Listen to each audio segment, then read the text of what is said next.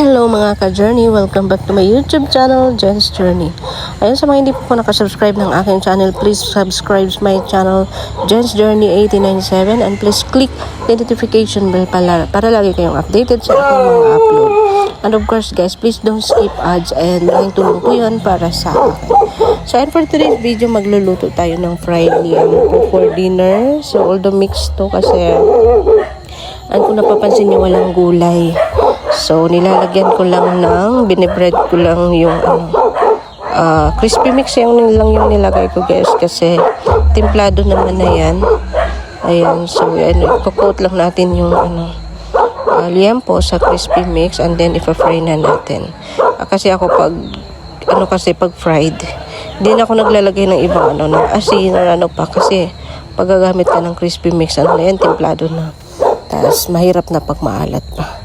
So, ayan, coat lang natin. Tapos, ipa-fry natin. Shoutout pala kay Mrs. Hai, kay Piljap, kay Dajia, all the way from Korea. Ayan, to everyone.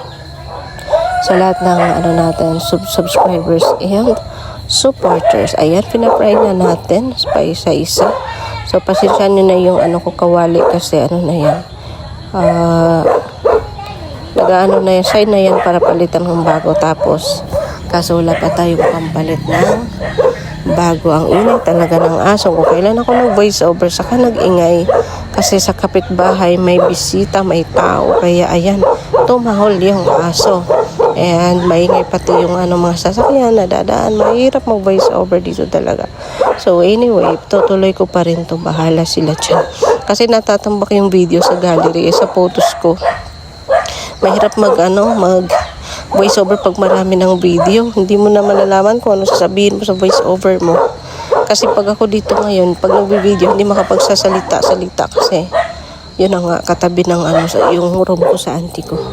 Parang gusto ko pag nagsasalita ako, nagbablog yung mag-isa lang, tahimik, yung gano'n. Kaya nagbo-voice over ako, maingay pa rin. So, pasensya na muna kayo. So, ayan, binaligtad na natin yung natin, fried liam po. Di kasi mahilig sa gulay yung partner ko, kaya ganito yung mga mahilig niyang pagkain. Di baling araw-arawin niya to. Ako nasasawa. Kaya minsan nagano ko ng gulay, di balang ko ngayon kakain. So, ayan, fry lang natin. And, ayan, paluto na yan. Maghintay lang natin mag golden brown yung fried liam po natin. So, napaka-simple. So, kaso lang, mas maganda pa rin na may gulay, healthy na pagkain. So although ito, sabi nila nakaka-blood pag panay karne, pero parang hindi naman. Nakaka-blood kasi pag walang ulam ito pag panay karne ka araw-araw, di ka talaga makaka-blood. Nakaka-blood yung walang ulam, walang pera, yun nakaka-blood yun. So anyway, tapos na yung fried liam po natin, and dito naman tayo sa meron din tayong dilis. Ayan, ipafry ko lang din yung dilis. Yan din yan, paborito na yan. So, ang mahal pati ng dilis ngayon. Akalain nyo lang, mahirap yung dilis. Hoy, wag kayo. 500 yung kilo ng dilis. Diyos ko, medyo mas mahal pa sa karne. Pero sa Malaysia talagang famous yung dilis sa mga Chinese. So, doon talagang mahal din ang dilis doon. Kasi famous sa kanila.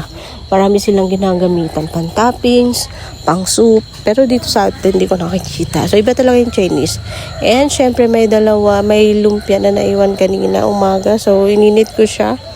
Pagkatapos sa liempo. And, at saka natin. So, konti lang naman kasi na yan.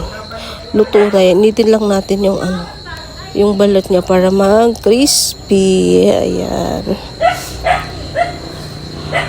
Ay, bekos lang natin yung ingay. Grabe naman yung ingay. Uy, nag-start pati ako mag-voice over flower. Pero, flower. Nakakamiss yung voice over flower, no? Yung si Junpyo sa si Gunjandi. Ayun, nakakamiss yun. Mga panahon na, mga papilap-papilap pa tayo. So, sa mga kaedad ko pala. So, ayan, nainit na yung lumpia nating Shanghai.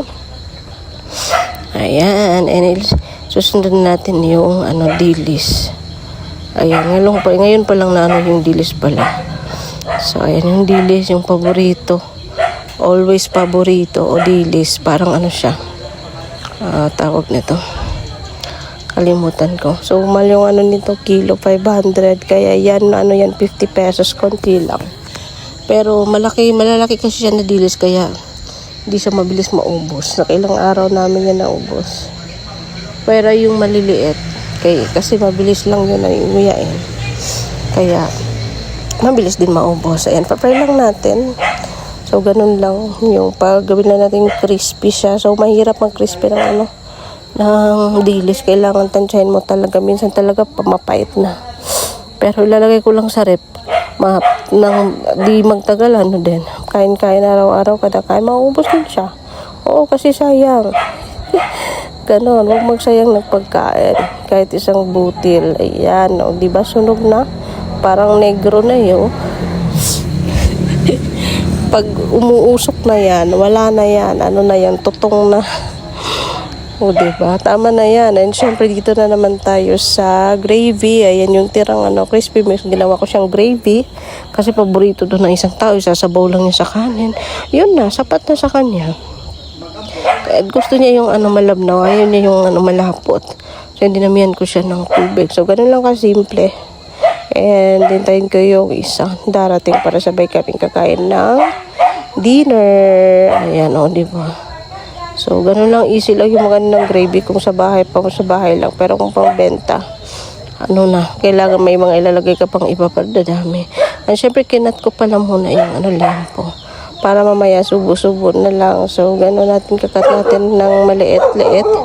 Para hindi na kagatin. Kasi lalo ako may pustiso. Matigas kagatin. Ayun, huwag ginapansinin yung yung basahan. Malinis naman yan. Katabi pati. Pero malinis yan. Hindi yan basa na yung pang basa-basa lang yan. So, ayan, kakat natin yung liempo. Ayan, gano'n lang kasimple yung dinner ng mahirap. Ngayon masarap yung ulam, bukas wala na. Gano'n nga kasimple. So, ayan, tapos na. And lalagay na natin yung yung gravy. Ayan, yun lagyan natin ng konting toyo. So, ayan, the food is ready to eat na. Ayan, gravy. Yung liampo natin at saka yung tiles. Syempre yung rice, and of course di pwedeng walang coke. So parang tubig na lang yung coke sa partner ko. Ewan ko ba, na-addict na. So thank you for watching.